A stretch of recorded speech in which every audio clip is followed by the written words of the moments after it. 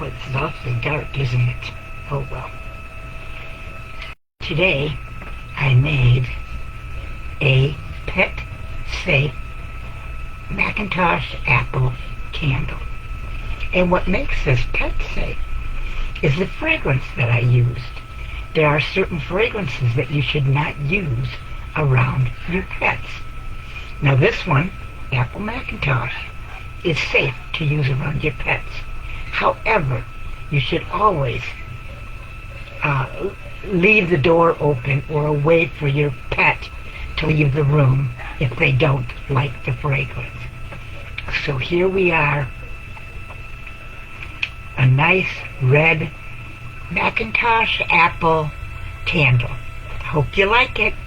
Thanks for listening. Bye-bye.